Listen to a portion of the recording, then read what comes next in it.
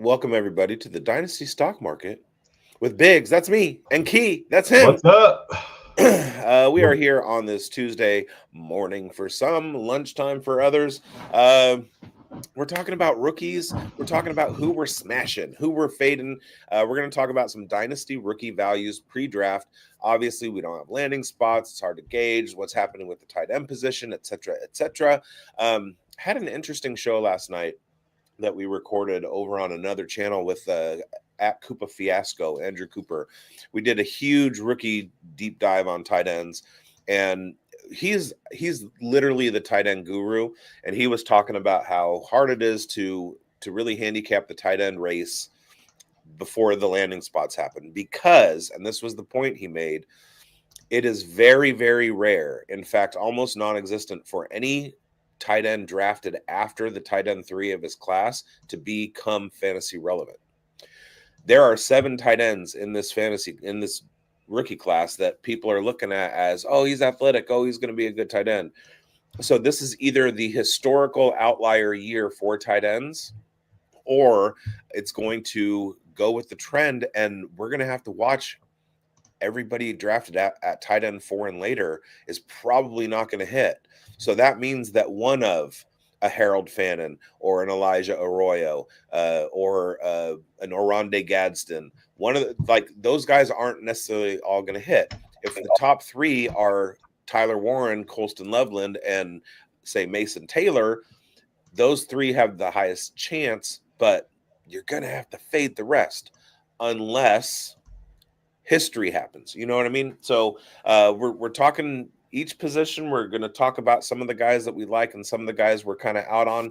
We'll give you each one of each from the position. Each of us will, and then we'll get into a rookie mock draft that we got going on Sleeper, and we'll see kind of where the community sits. As always, this show is presented to you by Fast Draft. If you like to draft and you want to draft faster with Fast Draft.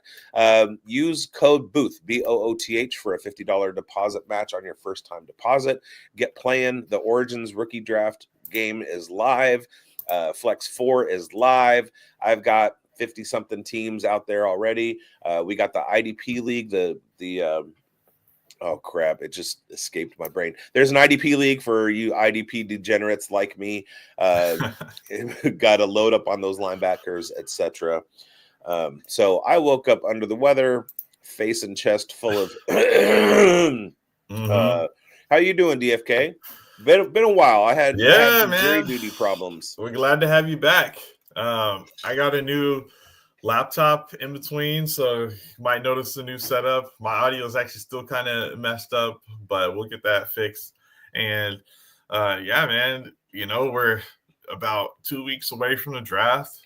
2 Thursdays away, and I'm excited. So we've been kind of killing the content when it comes to everyone at PlayerProfiler now, PlayerProfiler and Fast Draft. So, I mean, shout out to everybody. Just, I don't think there's a player that we haven't covered, like LaQuint Allen, we're all in, him and all his 65 catches and receptions, we're diving deep.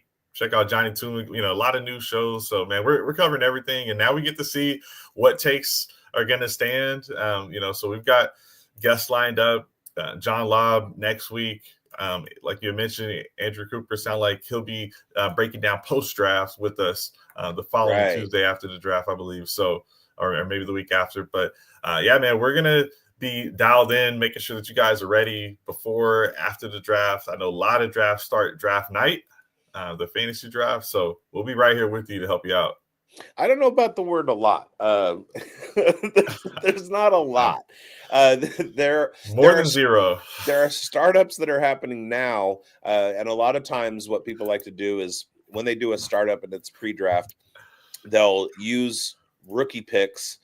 So in your startup draft room, you'll draft a kicker, and then that'll be in place of a draft pick. So say you're the first player to take a kicker and you do it in the first round of your startup, then that kicker gets tossed and you get the 101 in the rookie, on the rookie side. So a lot of people are doing that, and then they have a separate rookie draft later. So if you're a dynasty commish and you're looking for something to draft pre-draft, that's a really good way to do it, is to incorporate that rookie draft in later, but still have everybody start up now. And I mean, there's some good reason for that. There's a lot of edge to be had from kind of figuring out in March and April who's going to have a big year, especially right after the free agency period and everything. So get out there and get drafting. And if your league mates don't want to do it, go to Fast Draft and do it there. Stack those teams up and win yourself some money. All right.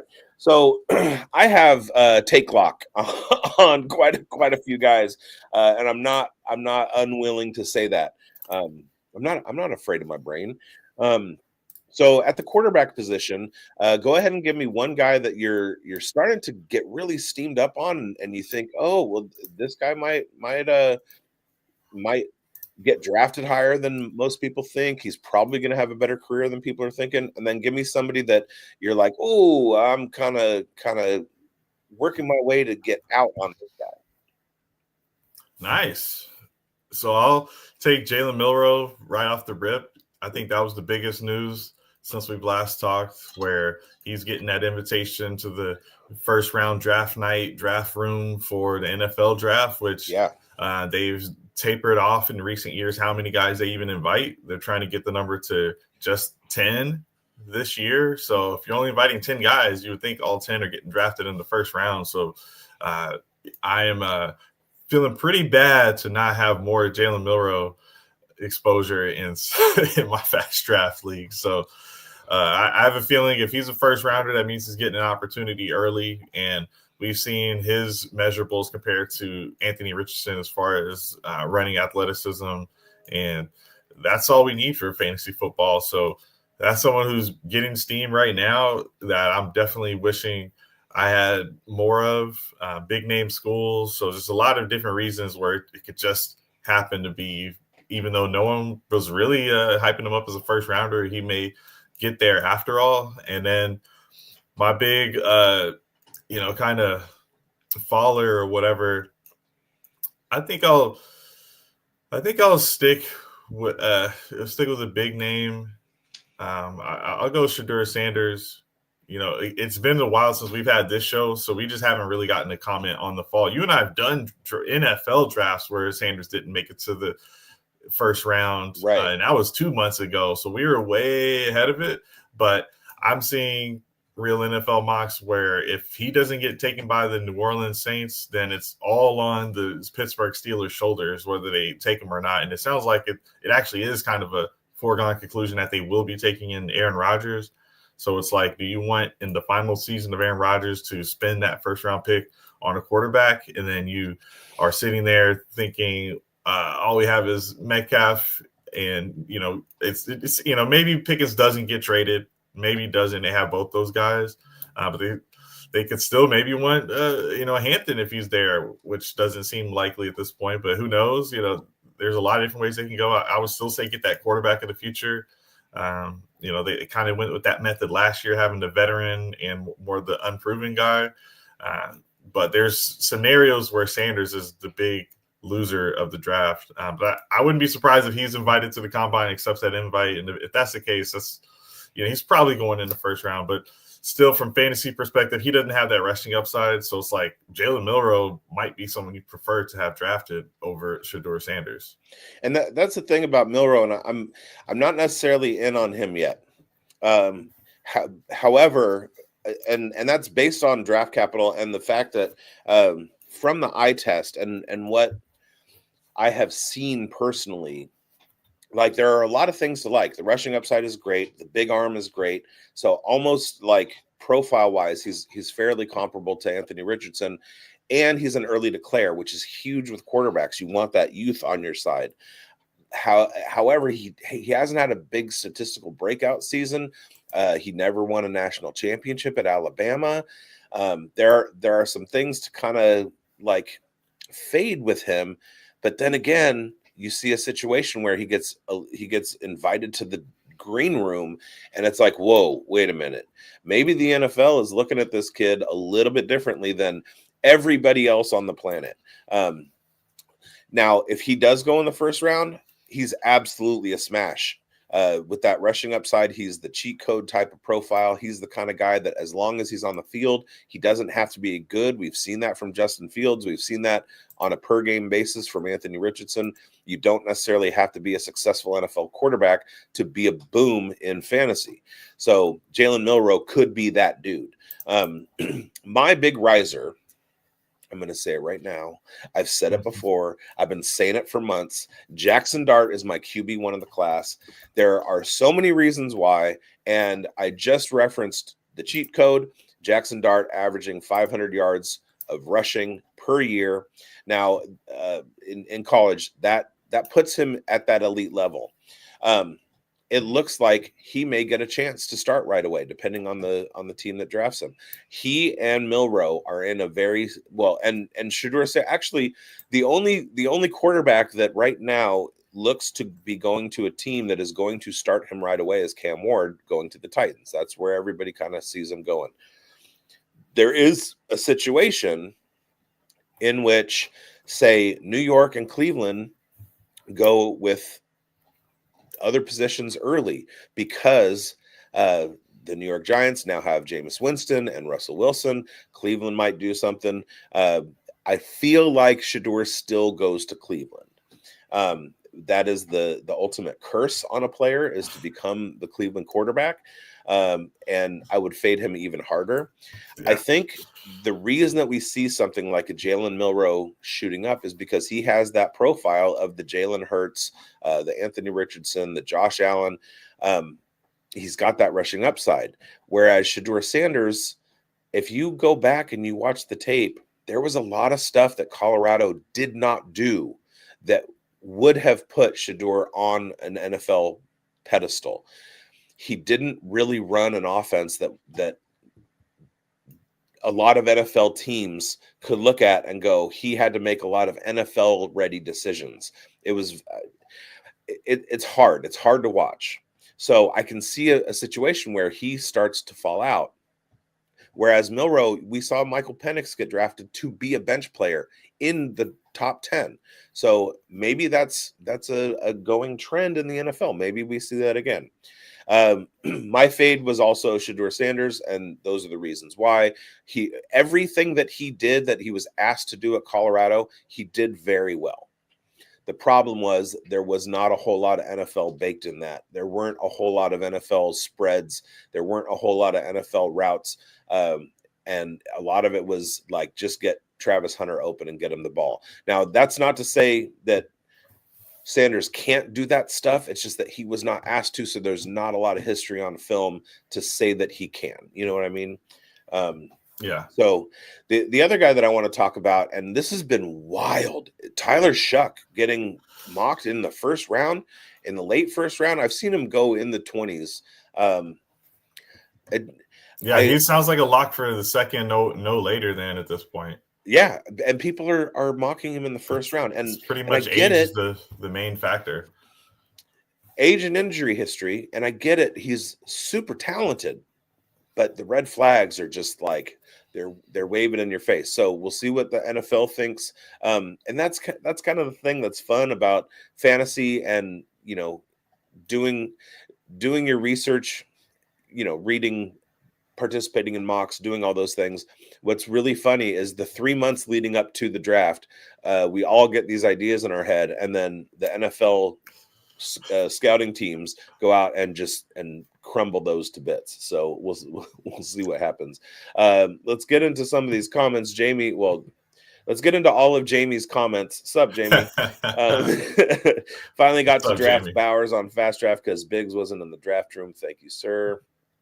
I don't have as many Bauer shares in Fast Draft as I'd like. Starting to come around on Milroe. I think we can say the same thing. Jackson Dart 101. Nope. Doesn't matter what Cleveland does. They won't win anyway. See, that's a smart Browns fan. Tweeted about Land Larson, but his father didn't retweet it.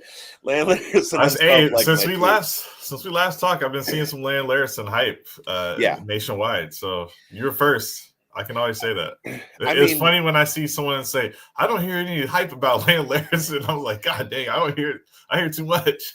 I'm literally in the land of Larison. So it's, when you have a guy who's playing in your town on a small school that doesn't get national recognition, obviously you're going to be first. Yeah, it was James Foster was one of the big names I heard talking about him recently. Yeah,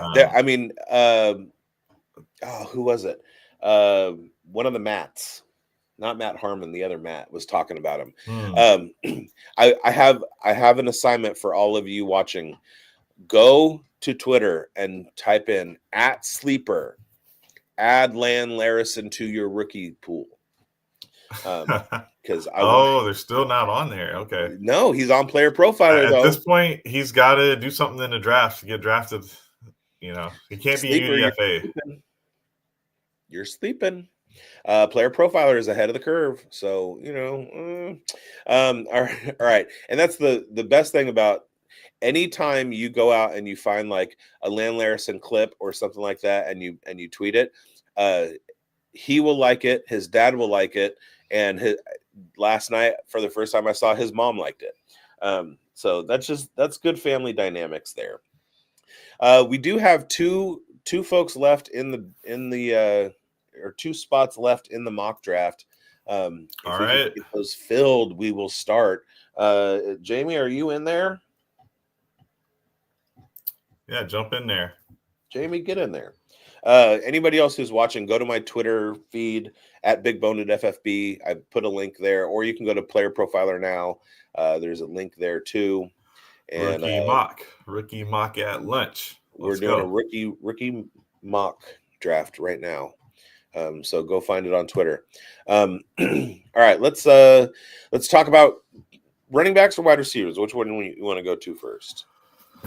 Let's do wide receiver. We had Travis Hunter Pro Day recently, which was awesome. The guy looks like a great athlete, and you don't want to do all the drills, so you're not going to super stress yourself. You got to flash a little bit, just like how Genty did his Pro Day, and he's just kind of flexing on people, But Travis Hunter looked really good at his Pro Day. I know, the visits with the team after, I think with the Cleveland Browns or Titans, whoever it was, canceled with Shador and them. But I'm not too worried about that. Travis Hunter, we want him to play wide receiver. I think he's going to get to play wide receiver because I think he's going to get drafted early. And those teams who are drafting early, they need wide receiver. That the Browns team, sure, they've got Tillman behind Jerry Jeudy, but Elijah Moore's no longer on the team. And either way, that team is they've got Jeudy behind Cedric Tillman. Okay. Well, Tillman didn't finish the season healthy, so and Jeudy crushed, so whatever. Give Jeudy a little credit. Come on now. And Jamie, I do have it set as a snake draft because that's how. Wait, do I? Oh, we are full. Okay. Yeah, linear. Whoops. So maybe that means Jamie's in there. Maybe if you noticed that. Jamie is in there, and we are full now. Good job. All right. So Travis Hunter is a good litmus test for this draft. If he goes in the top 10, he's likely going to be going and playing a whole lot of wide receiver. If he starts to fall a little bit, it might be that teams have been reluctant and see him more as a cornerback. All right, and were you gonna cast this one? Yeah, I got it set up. So do you have a rising and falling wide receiver? Do you it sounds like Travis Hunter is your riser. Do you have a faller? So I would. Travis is definitely was rising just because I think he was not getting drafted in the first round. So I guess he was mine. I was just starting it off, but faller. I don't know. Actually, my official riser, by the way, is Jalen Noel. Oh, okay. He's the top guy I have on my Phenom Finder model. This guy is super athletic, got that dog in him. I'm in on Jalen Noel out of Iowa with his teammate over there. Jaden Higgins. So you mean Mr. Thumbnail? Yeah, that's the guy I want. So that's my big riser faller. I mean, it's just the rookie wide receivers in general. I wasn't like super in love with any of them, so it's not like I have a guy I'm like, he's really falling. Because even Burden, who I was low on, I think at this point I've been actually kind of rising him up. Let's see, like even Bond, I like. Since we last talked, it has to be Restrepo because we were still taking him, or he was still going in the, I think, third or fourth round of some of these drafts, and I would say Restrepo is that guy who's the biggest follower with that 4.8 40 time. Yeah, I was out on him from the get-go. My big fade is, apart from Restrepo, because I already was out on him, as Elekeo Manor. And then my big riser, of course, is Ricky Davis. Ricky White from UNLV. Let's switch overlays. Okay. Are you not able to? No, I'm not in. I'm on the. You are on the clock. Yeah. And I'm deep in the draft because I was looking at names. One of the other big risers is Kyle Williams. Yeah. Wide receiver. He got the Chris Sims bump for his Chris Sims rankings, and kind of a big talking point. Actually, with the Podfather, he was on the show, and they were kind of got into a heated debate because Chev actually took Kyle Williams in the second round of a draft. And Bigz, we have the a rookie mock overlay, by the way. It's just right next to it. Just go to that one. This one? Yes. Thanks, my good man. Chev took Kyle Williams in the second round of one of these rookie drafts and kind of pissed some people off. So I just took Cam Ward to piss Chev off. Nice. Eat it. I don't know if I'm going to have any Cam Ward shares, but if I'm looking at 103 and Genty and Hampton go off the board, I feel like I feel like the sticky value at quarterback means that I'm going to grab Cam Ward.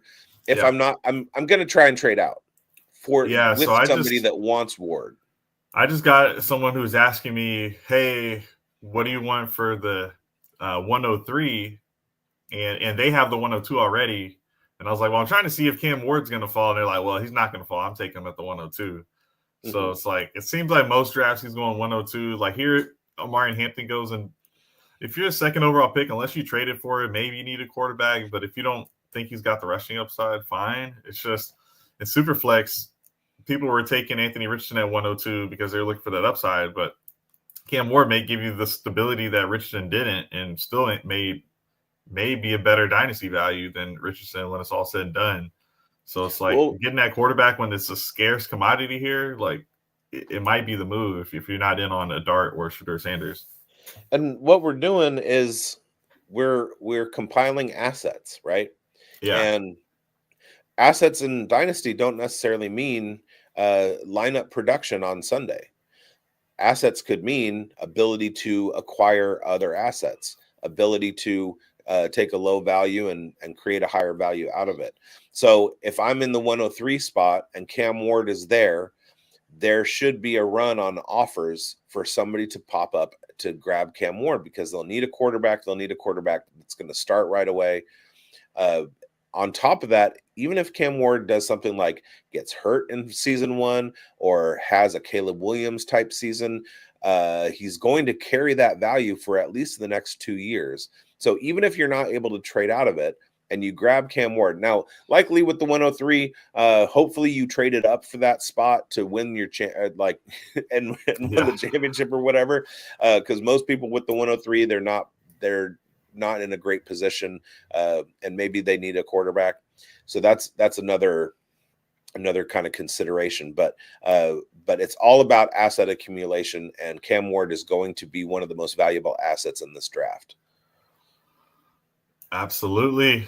I'm excited to see how some of these stuff pan out because, look, Brock Purdy ended up being like a top 10 quarterback asset, regardless of what you think. And it's just like it could happen right now. Titans have Calvin Ridley, and who knows what auto drafted. Where's my guys helping me out? Come on now. It's all good.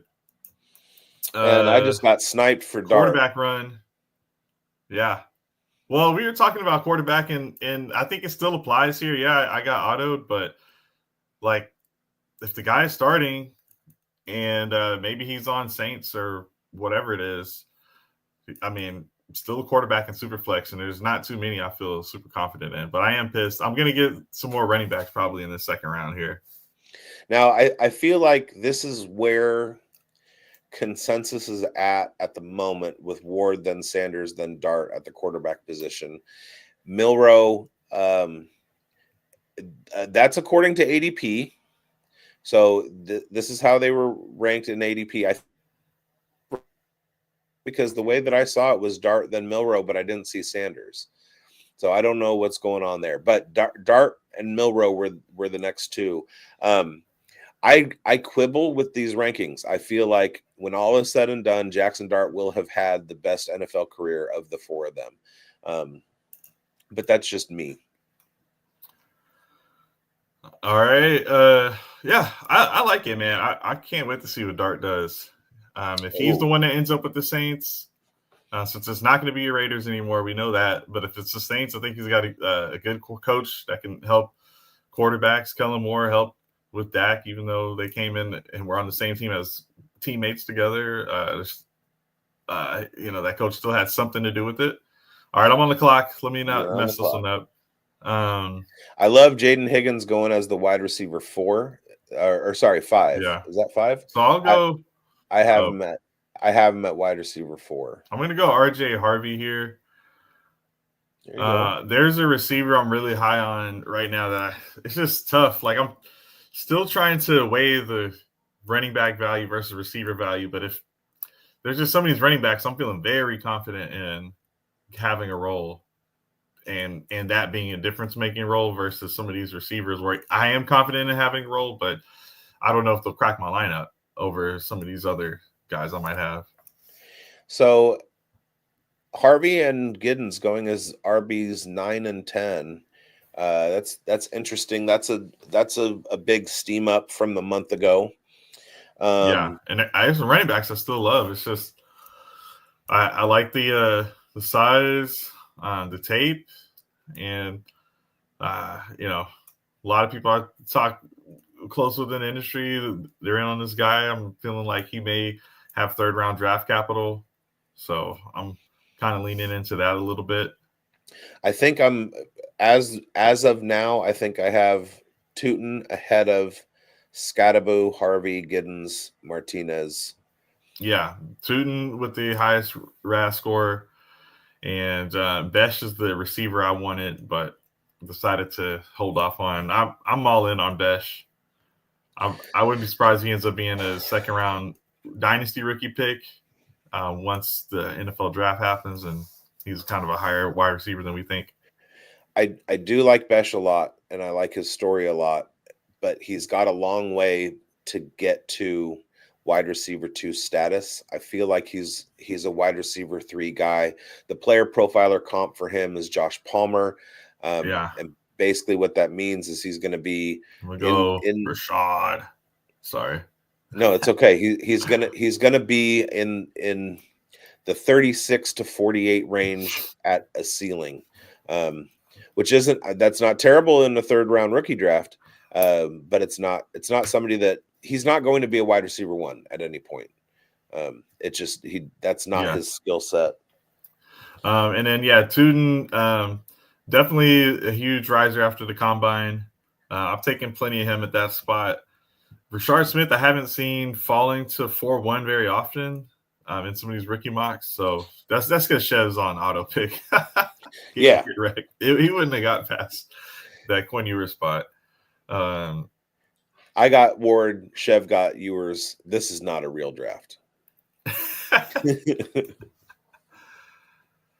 All right, so in the 4th, it's Rashard Smith, Terrence Ferguson.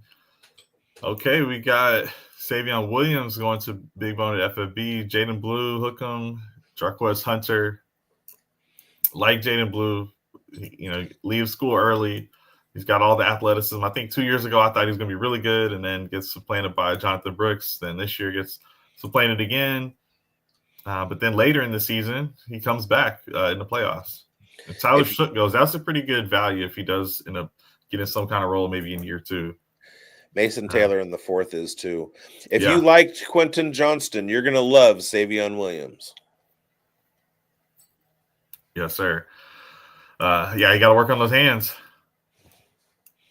I love Savion Williams. I've had him in Devy for the last couple of years. But I just know his career is gonna mirror Quentin Johnston's. he's gonna have a lot of opportunity and just be frustrating to fantasy owners. That's what I feel like. Yeah. Yeah, we're hoping for Cordell Patterson for Savion Williams or some type of gadget role that actually works, which is so rare. It took till Patterson was like 30 years old and just like knew the game better than everyone else at that point. All right. Okay, and so after Mason Taylor, Xavier Restrepo, Gunnar Helm goes off the board.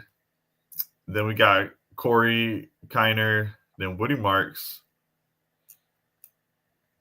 And last pick goes to Jafar. We'll see what he does there to close out this round. And I think the last one we did, maybe it was a 4th rounder. I can't remember if we did a 5th rounder. So I'll be interested to see where people go here. These drafts are so deep. That's why I love it. Yeah, that's why I do 5 rounds. Yeah, and I love Sleeper because I get to have it integrated with my team. So it's just kind of cool to see with my real picks when you do the mock draft from your league where you get to see all those. And it's just I kind of get excited, but I get to add this guy hopefully in the 5th round, especially in those leagues where I sold the farm for contender or whatever. The other thing that you can do is go to Fast Draft and do a Fast Draft mock on Fast Draft. Oh, Kyle here. I probably should have gone Felton. Are you going to take White here? No, I have Felton in my queue. I probably should have gone LeQuint Allen maybe. What's up? Felton is in my queue, but I'm going to go. I gotta 5th round. You got to go with like your homer picks. Yeah, Etienne goes. That's got to be a homer pick. Tesla, yeah. You know, so it's funny listening to people say it for the first time though. Tesla. Yeah. Yeah, but when it's the first time, they're just overdoing it. What's really funny is, especially in this class, even 5 rounds, if I hadn't taken Tesla there, nobody would have. Yeah. I mean, Ty Felton's still there. Yeah, that post-draft free agency for your rookie leagues, man, save your fab in the offseason or depending on when you do it, man. Because what we're going to be looking for is somebody like Tesla to go in the 3rd or 4th round and be like, and have everybody go, wait a minute. And if he gets that draft capital, I mean, the dude is an elite wide receiver. He's a little bit old, but he's big, he's fast, he's super athletic, he's got great hands, and he's a good route runner. The problem was, and you all heard John Lobb talk about it when he and I both got excited about Tesla, he didn't have a quarterback. Yeah. He had a running back at the quarterback position. And so once he gets into an NFL offense and he's able to show what he can do as a wide receiver, he's gonna blow some minds. So I don't have a problem taking him in the 5th round. It's 5th rounders are not going to break you. If you get a 4th or 5th rounder on the level of Puka Nacua, I mean, you're gonna it's huge, but no 5th rounder is going to break you. Let's run through some of these teams, man. Oh my God, Aronde Gadsden, the last pick in a 5-round draft. Yeah, there's probably some. So he's my tight end 1. Can we? Yeah. Wow. Well, I guess you should maybe start with Jafar's team here.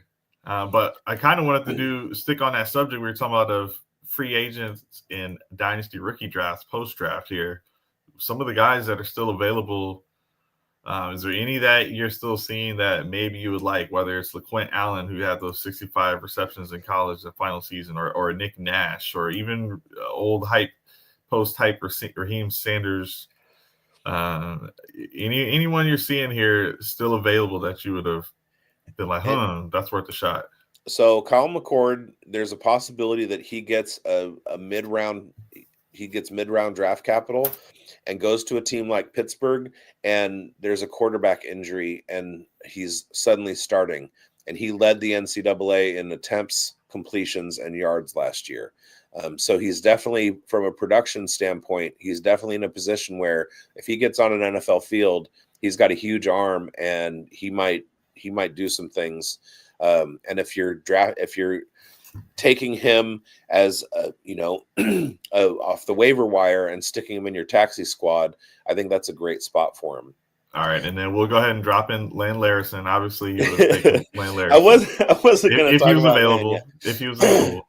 Brew McCoy is a post-hype sleeper. He was the number one recruit at USC coming as a freshman. He was the number one ranked wide receiver according to 24/7 and Rivals. He's had some injuries, bounced around a little bit, but he could do some things. You're not ranked number one coming out of high school for no reason. Kyle Mullings, he's got a little bit. LaQuint Allen, Raheem Sanders. We just did 5 rounds of drafting, 60 players, and Raheem Sanders could step onto an NFL field and be the RB1 for a team. He's got the speed, he's got the size profile. Let the Cowboys draft him and see if he's getting undrafted in these rookie mocks. Right. I mean, there are quite a few guys who are in this list that have some upside. You mind clicking on a Huncho Gab here, the 10 spot, where he goes Caleb Johnson, and Caleb Johnson, Jalen Royals, Kyle Williams, and I already forgot the Corey Kiner, Tez Johnson. I mean, very interesting squad here. I think Caleb Johnson should be fine. Same with Royals, like him. And if Kyle Williams really is getting that steam, sure, fine pick. Still some running backs I might like over there. I'm not familiar with Corey Kiner. I'm not either. And then Tez, we all, if he's still is uncoverable in the NFL, then we'll all be wrong. We're just worried about the weight, obviously. But how do you feel about this squad here? I like it, and I'm going to go to Jafar next. But Tez Johnson, there are no bad players in fantasy, just bad values. And if you're getting 5th round, Tez Johnson at the 5'10", that's insane. I've watched the guy run routes. We know how fast he is. We know how small he is, but we know how fast he is and how much separation he gets. Those two things are key. And there is a route for him in the NFL where he is a productive wide receiver 2, wide receiver 3. Yeah. So getting your 5th rounder to produce does matter. He's kind of done this full circle with me where going into the Senior Bowl, he was probably in my top 10. Post weight, he's kind of fell out of my top 10.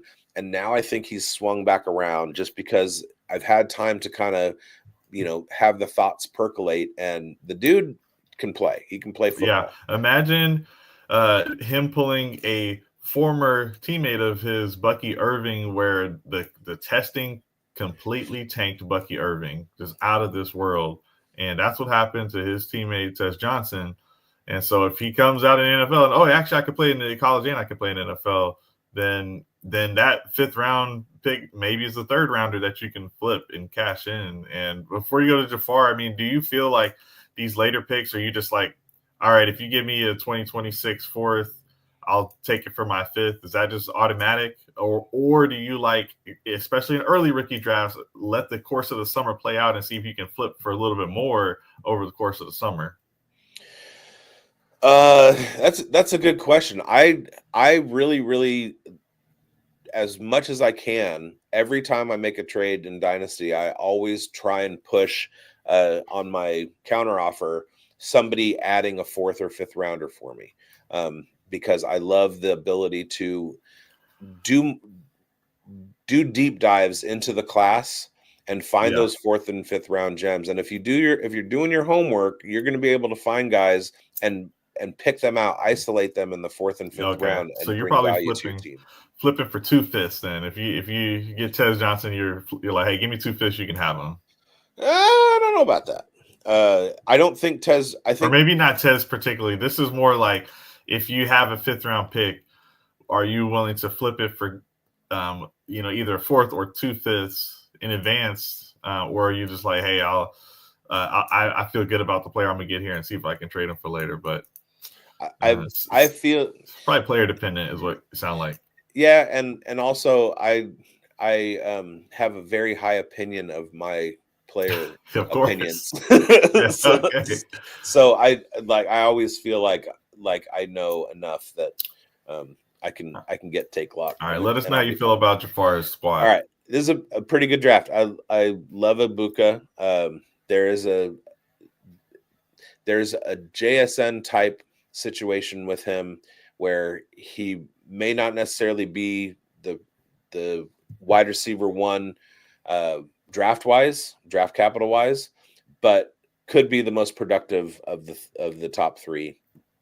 Ollie Gordon, I've been in on for a long time, and I don't think that last season should knock him down too much. But I love the value here at RB 8.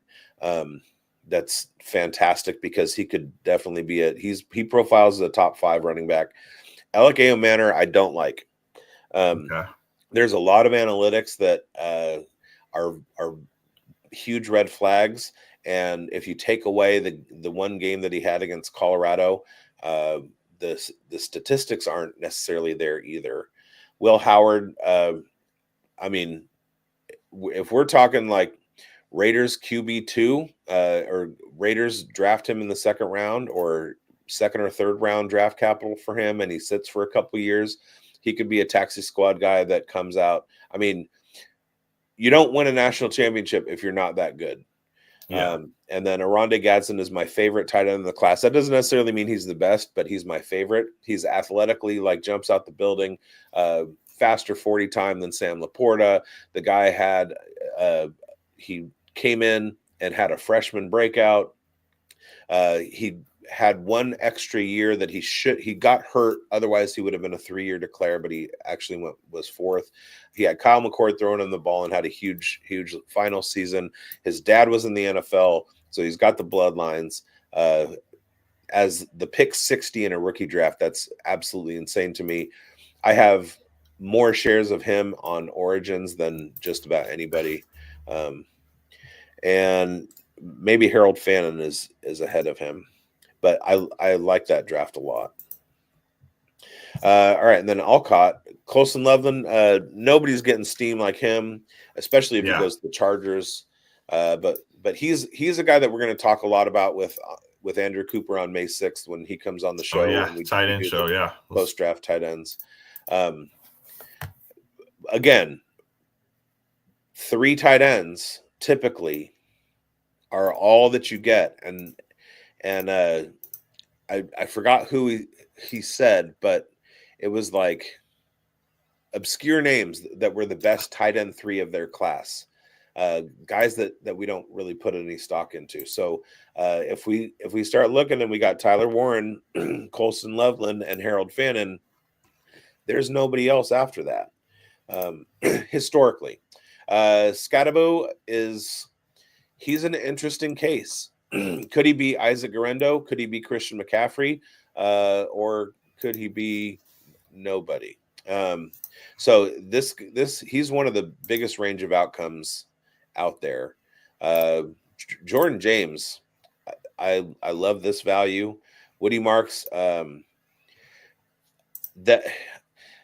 I've never been high on Marks. He looked okay at the Senior Bowl, and then athletically, like he's receiving running back a lot in the mode of Marshawn Lloyd.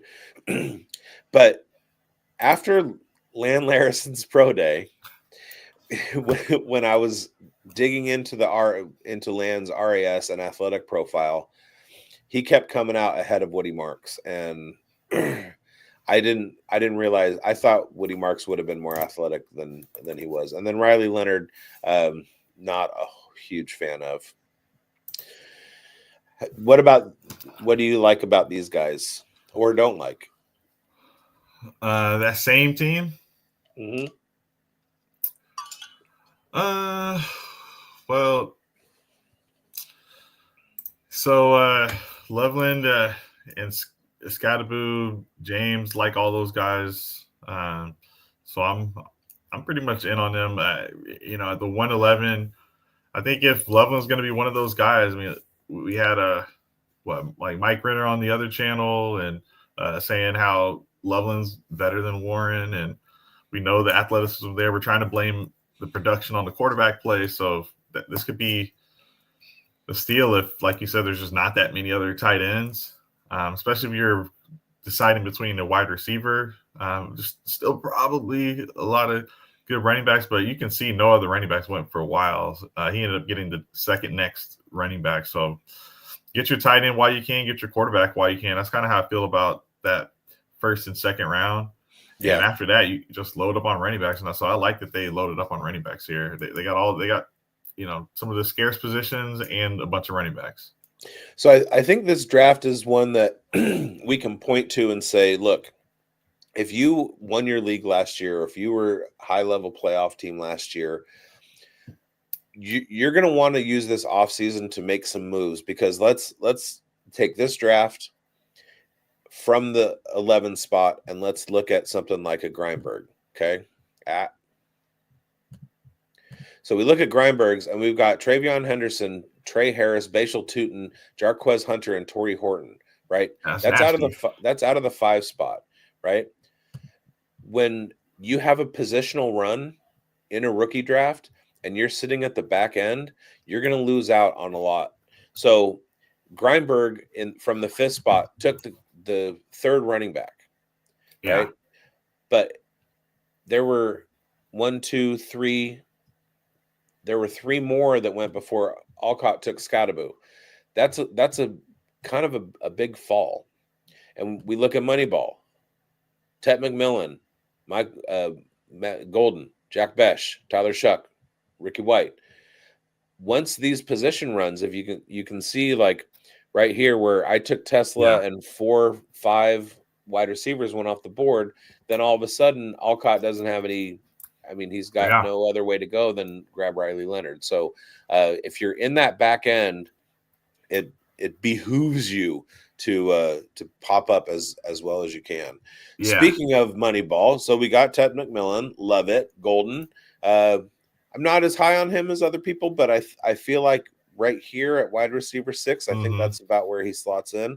I like Jalen Knoll better, but yes. But I think that's a good spot for him. Jack Besh, it feels more comfortable since we feel like Golden is likely to be a first rounder also. Right. That draft capital is going to be huge because, as we know, we do the homework on the combine test, and we look at the analytics and the yards per route run and everything. And then we look at the production and the total yards and all that stuff. And then draft capital, just at the wide receiver position anyway, becomes the highest corollary for production in the NFL. So F us, right? Maybe it's not as hard as we make it. Maybe it's just as simple as just, like going in draft order. Jack Besh, I'm worried about. Tyler Shuck, I'm not sold on, but I did like watching him. And then Ricky White, I think, is going to be a steal for the Raiders. All right. I'm in on Besh, so good job, Moneyball. Let's give our guy Rusty Shackelford some love here. What's up, Dev?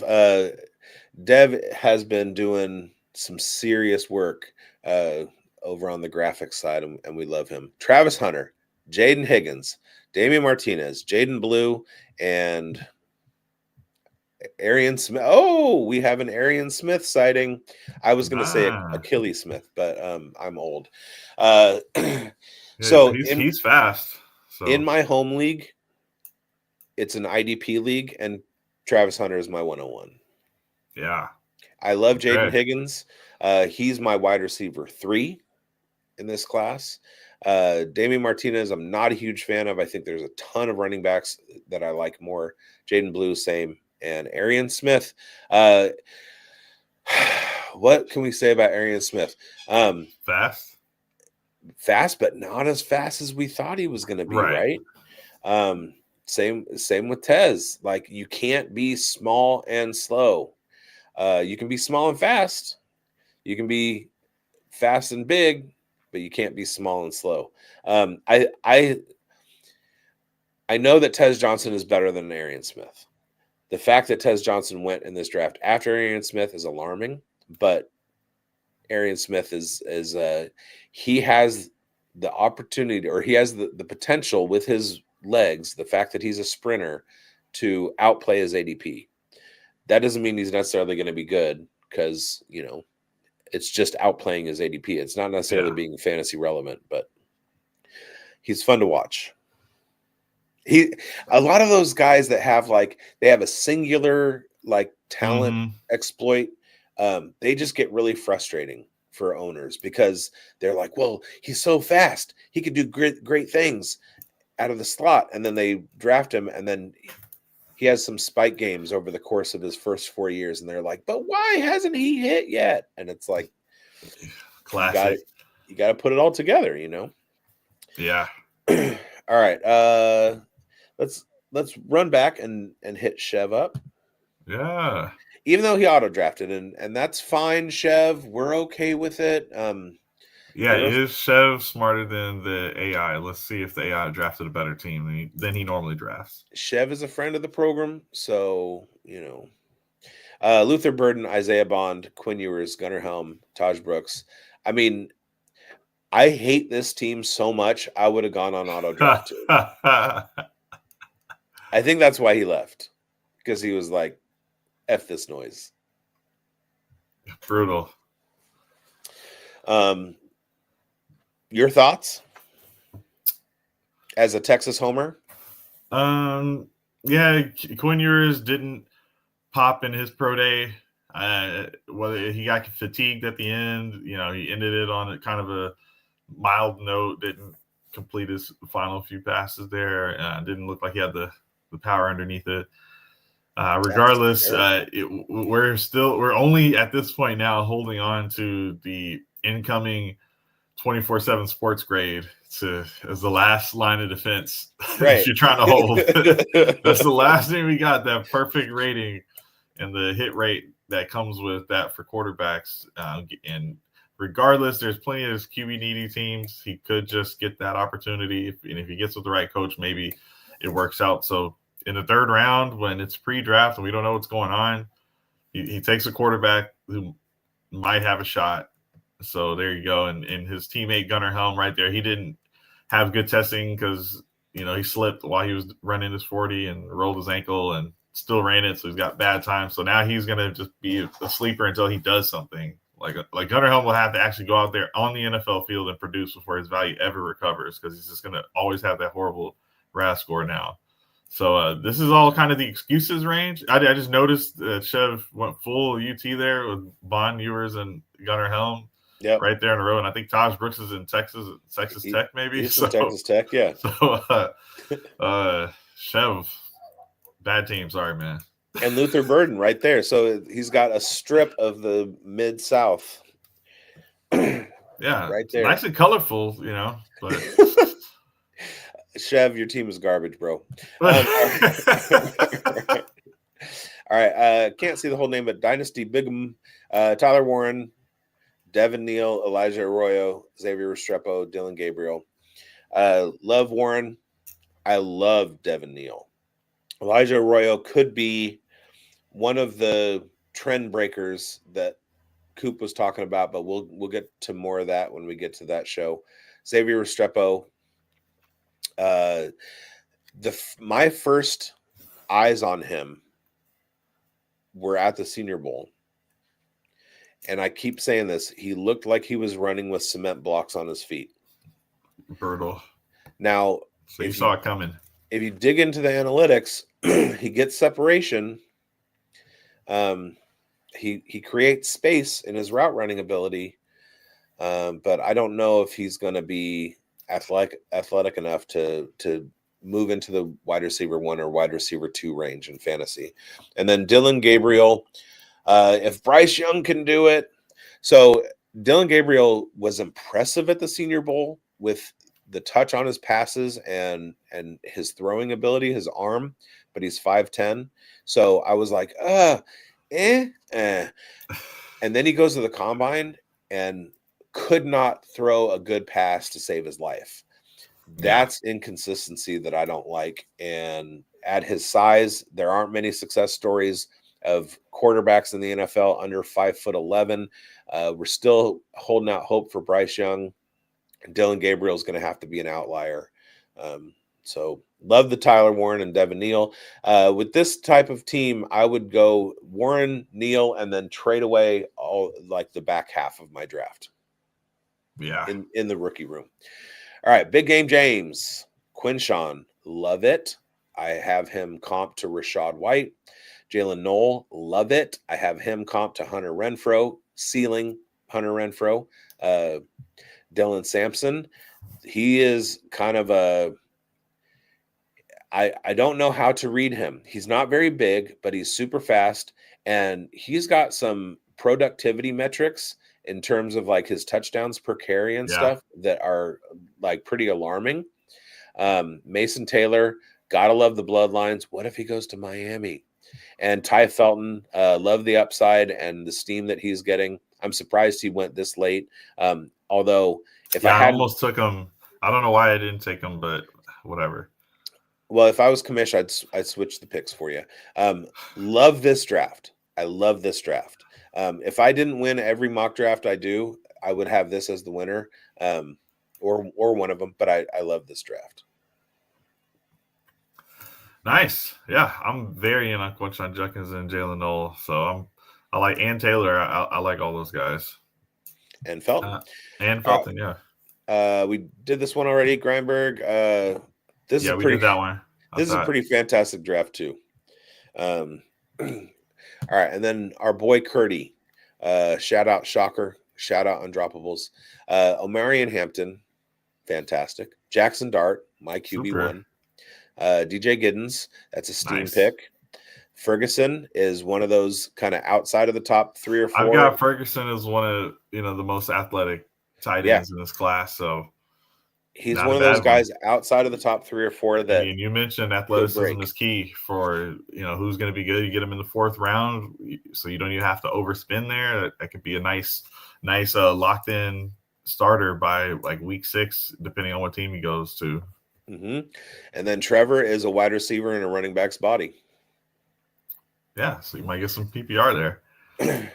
All right, and then Genty. Pick the chalk, Genty. So I'm hoping that helps. Got a quarterback. If he's starting, I'm good with it. Now, see, this is why Chev went auto draft, because you took Brashard Smith and he was he's been on auto draft. He took years before that. Come on now. I know. He left. I've never seen Brashard Smith get past that guy. So ever. All right. So explain your running back heavy self. So it's tough because in some rebuilders that I've been in, I would actually go receiver here in a lot of these spots. But really based on, so my Shedeur Sanders, that was an auto pick. I think I'm okay with the Sanders pick, to be honest, just because it's super flex. But that round is the only round of the receivers that I'm very comfortable taking over the running back I would have to pass up on. So, like, sure, I'm fine with the Trey Harris, the Golden, the Knowles in that range. But in the 3rd round, where I took RJ Harvey, like, sure, you can debate which running back you should take there, but I'm not taking Besh over the running back. That was kind of who I was debating between. I'm just not doing that. I'm not going Kyle Williams, despite the scene. None of the receivers after Harvey I even went for the most part. I'd rather just have that upside for the running back there. And then Brashard Smith, I might like Brashard Smith just as much as Harvey. So it doesn't even matter. Converted wide receiver, I've already called this is the Tyron Tracy for 2025. Brashard Smith, that was what Tyron Tracy one was, also a converted wide receiver turned running back. And he just looks good. watched too much for Shard Smith. Common Nungai, just was taking another running back there. I think here it would have made sense to just switch it up, whether it was just taking Gatson at that point, since I didn't have a tight end, or Felton I considered. Tesla I did forget, but obviously he's like one of the top two wide receivers athletically in the class. So it's just worth a shot on Tesla in the 5th round. So really it's just that final pick that I really would have wanted a redo on. Sanders, I'm fine if I'm just getting if he's my QB3 on my roster for bye weeks or something, I'm good with that. And also the value's there, the trade as a trade asset. So I'll quickly run through my team, and then we'll do a little exercise. So Cam Ward, he could go 1, 2, 3, anywhere there if he's at 3. If I'm in the 103, I'm trying to trade back and accrue assets. But if I have to take Ward, I'm not upset about it. Milrow, we talked about him. He's steaming up, and he's got that cheat code profile. If he goes in the 1st round, that's going to be huge for his dynasty value. If he drops into the 2nd round, he's not starting in the NFL for a couple years. But imagine post draft, there's a world where this draft you just did is impossible because Milrow goes in the 1st round of the real draft with athleticism. I just don't see how you take.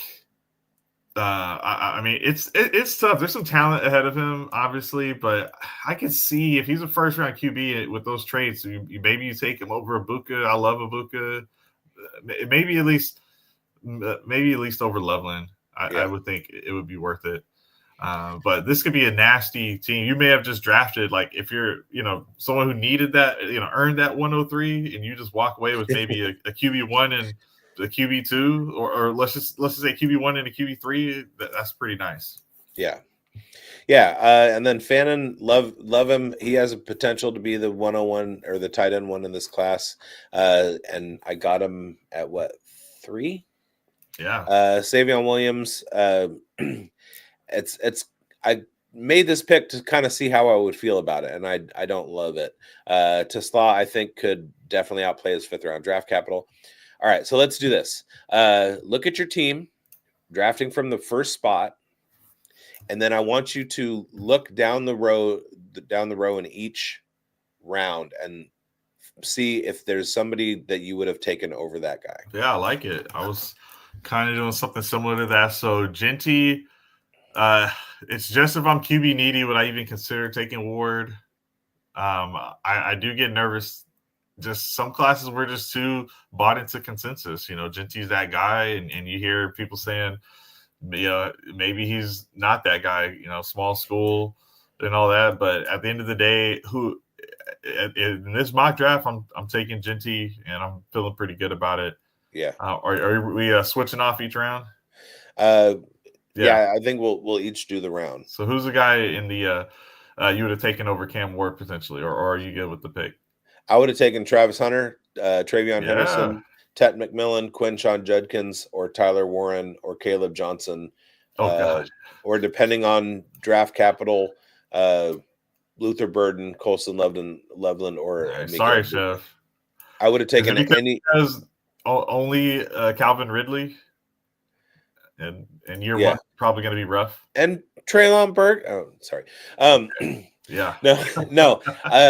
As far as like what's likely to happen, like in my own leagues, I would have drafted, unless I had a super quarterback need, I would have drafted any of those other 1st rounders before I draft Ward. Yeah. And my pick, I still want to take Henderson for the upside. I'll probably right now I'm leaning Judkins. I just think he could have a 30 carry game. Like, that's not going to happen, but like 23, 25 carry game type of outcome, like a Josh Jacobs type situation. And let's not forget, he has hit the 20 reception threshold, which is key to be able to catch passes in the NFL. I got into it on Twitter with somebody, athletically and size-wise. I had Judkins comp to Rachaad White. Judkins has had a better college career than White did. And somebody was like, yeah, well, Rashad White caught blah, blah, blah at Arizona State. And I was like, Judkins hit the threshold. And if we look back historically, you have, say, Josh Jacobs. He never had a whole lot of receiving at Alabama. He had 1 year, I think, with over 20 receptions. He's done 50 3 times in the NFL. Just because he hasn't doesn't mean he can't. Kenneth Walker is another great example of it. Didn't catch a whole lot of passes at Michigan State, has been prolific as a pass catcher for Seattle. Then you look on the other side, and Antonio Gibson was a wide receiver at Memphis, converted to running back. He's never had a 50-catch season. So just because they haven't doesn't mean that they can't, and just because they did doesn't mean that they can. And Quinshon Judkins, with his running style, his size, his ability between the tackles, and the potential for being a receiving back, I absolutely have him over Travion Henderson, who I think is going to be hurt by his size. Boom. All right. It's round two. Round two, you got Shedeur Sanders. Shedeur Sanders. So anybody else that you'd have taken instead? Yeah, so since this is an auto pick, I'll definitely give you one here. And it's tough for me because I want to say Trey Harris. I like the size. I think the teams are going to buy in. But right now, I'm going Jalen Noel. Just going to drive the train. I think this guy could just be a really consistent PPR target in our leagues. Has no problem getting open. Really good contested catch ability. I'm in on Jalen Noel. So I think if you're set and maybe if it's a long-term rebuild and you're just like, look, I'm just going to wait till there's a mobile quarterback before I try to go get a quarterback here. Maybe I build the rest of my roster, fill out my wide receivers and my flexes. Then I could see doing that. There's definitely more security in Sanders. That's why that's still a solid pick. I don't see there's much more security out of these quarterbacks with the rest of these picks. But Noel's a guy I just want to plant that flag on. Yeah, I think with these quarterbacks, I think what we have to look at is the fact that they are assets and not necessarily there's no Jaden Daniels in this class. There's no Bo Nix in this class. These are assets that we are looking at as values, like stocks, not necessarily as who are going to help our team in the lineup. Similar to the first round. Yeah. Sorry, could I just say, like last year I had a JJ McCarthy who I drafted late. Like he slipped into the second round, I believe. And I actually flipped him before the injury happened to get it was like I remember it was actually like Alvin Kamara and Tank Dell. But then I was still able to flip Tank Dell before Dell got injured to get Josh Jacobs. I went Dell in the second round pick to get Josh Jacobs. So I ended up with Kamara and Jacobs in my lineup. I ended up winning the title. Never was able to use the injured guys, but I was able to get out early enough because the value was there. So it's just to your point, like they're going to have that value. Like you could still flip JJ McCarthy even after the injury and still can. And looking at this draft, you could take that championship team and still come out of it with a Buka and Ollie Gordon. Yeah. So all right. All right, Milroe. Who would you rather have than Milroe here? So Milroe is going to be a post-draft decision for me based on his draft capital, but I would have rather taken Higgins, Harris. Harris is my wide receiver one. Noel. So I said that I comped him to Hunter Renfrow, like peak Hunter Renfrow. Jalen Noel may not do it consistently, and he may not do it more than once, but he will have a top 12 finish in his career. Devin Neal, I love. Jalen Royals, I'd take him, and Ollie Gordon I like too. I don't know if I'd draft Ollie Gordon over Milroe because he's not going to get the draft capital that Milroe will, but yeah, there's a lot of buyer's remorse in this draft for me. I don't know what I was thinking. Too bad you can't go backwards and get Dart, Yeah, these are not my guys. All right, so RJ Harvey, can you see anybody? Yeah, I think I'm in on Harvey as a player, but just statistic or the model I use, I would just go with Tootin here, just with the athleticism. I just need an athletic running back. Give him the ball. He can still play. I like what I've seen out of him too on tape. So I'll make it Tootin as the pick here. For me with Fannin, I would go Tootin or Sampson. Boom. All right, and then Brashard Smith. I'm sticking and holding in the Okay. 4th round. Brashard Smith.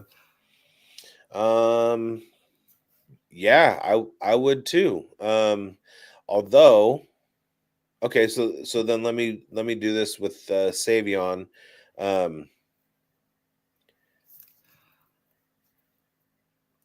I might go Mason Taylor.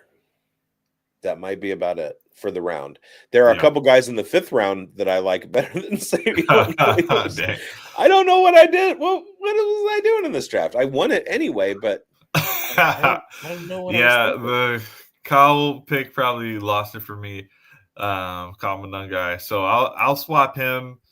Give me Tesla. Yeah, I like Tesla more than everybody else, maybe with the exception of Taj Brooks. If Taj Brooks gets some like super nice draft capital, he could be huge. And Gadsden, I might take Gadsden over Slaw. Give me some more Slaw. Yeah. Yes, sir. Yeah. What's best on a barbecue sandwich? Isaac Teslaw. Yeah. All right. Well, that'll do it for us. See, here's the problem. If I'm sharing the screen and I'm looking at the screen, I can't read the comments. All right, we got. Oh yeah, we're spam. Okay. No, you didn't. That's impossible. All right. Shadur to the Giants. Book it. Giants are in a division with Hurts, Daniels, and Dak. Giants can't afford to pass up on a top QB for a third year in a row. I see Cleveland taking him, and the Giants have Jameis Winston and Russell Wilson. So I don't see it. It's they put themselves in a position where no matter what happens in the draft, they're not in a desperate need for a quarterback. So, all right, Milroe to the Steelers. Yeah, that's a big possibility. Season. And there's a possibility that if Milroe goes to the Steelers, then Jackson Dart falls out of the first round, which would be huge for the Raiders in the second. All right, and then keep the dream alive. I know. Scatabo and Travion are well. Okay, so I had my boy Dev, Rusty Shackelford. I had him make. Let's see if I get it here. Yeah, I had him make this avatar for me. The dark side. Yeah, it's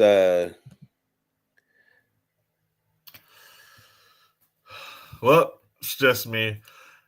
Kicked yourself out, Bigz. Come on, man. I'm trying to figure out how to do it. Okay, maybe it's no. Why? Okay, here we go. I remember dropping it onto a different video after the fact. It should be coming up. It's not. It's basically Darth Vader helmet. Just loaded as an overlay. That's half. I don't have the time for that. It's Darth Vader, and half of the face. Like it's Darth Vader on one half, his full helmet, and then Jackson Dart's face, and it's Darth Vader. Oh my God. Scottaboo and Travion are best pass protector RBs in the class. You must not know much about Land. They will get a chance to play ASAP. I do like Travion's blocking ability. Hunter then Dart for Browns in rounds 1 and 2. That's a possibility. Jamie Chev's team is gross. Yes. Restrep slow. That's now see, Jamie, I like the first one that you did on Friday better. Restrep no. My team rocks way better than Bigz. No, Jamie, sorry. Well, it maybe, but I still won the draft. It's disgusting. I didn't realize we're starting and was driving, Jamie. Oh no, is that Chev? Yeah, it's okay to be wrong. No. And we're doing our fast draft tutorial episode tonight, breaking down the D-up scoring strategy, etc. Cool. Who's doing that? Yeah, that's what I want to know. Jamie, get back in here and tell us when and where the show is, because I want to watch that. Because I have a whole lot more of drafts to win over on D-up. And I have the Darth image. I just need a second to get it posted. So just all. Let's go. Why it's not doing it?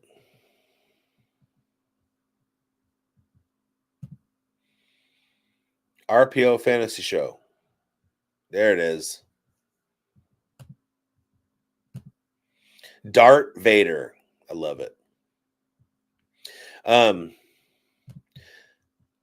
Unmute. You're muted. I know. I was telling you to stall, bro. I wasn't actually ready. I was like, stall. Oh, okay. All right. Anyway, you got to take it off because I jumped out of there. I'm not in there. All right. So, yeah, I think that'll do it. Well, I don't know how do I get this off? It's an overlay. Just put up the other one, man. Just put up the. But I'm in the chat side. Okay, there it is. All right, Jamie. Okay. RPO Fantasy Show, Offense and IDP with Mace. My boy Mace Riney. Shout out Scott Fishbowl NorCal. What channel and where?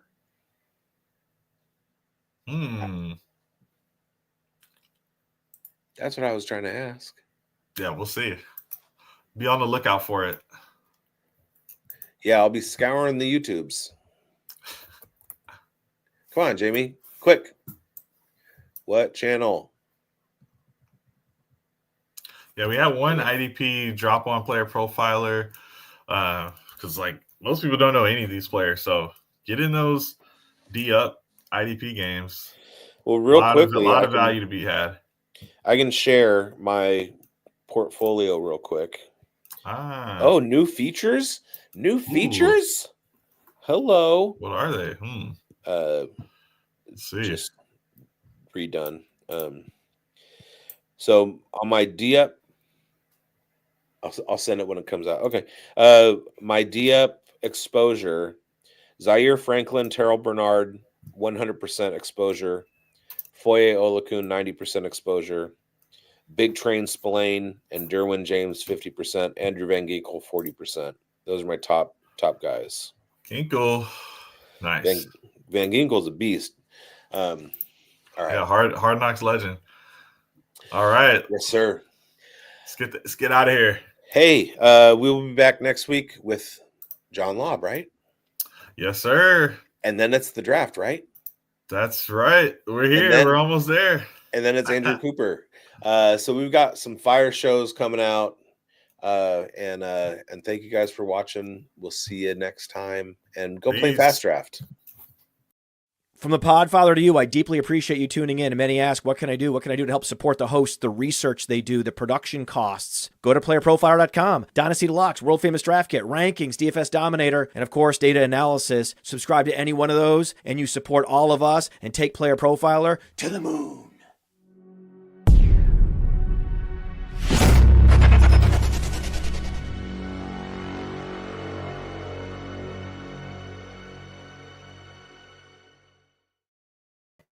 So my dog reacts when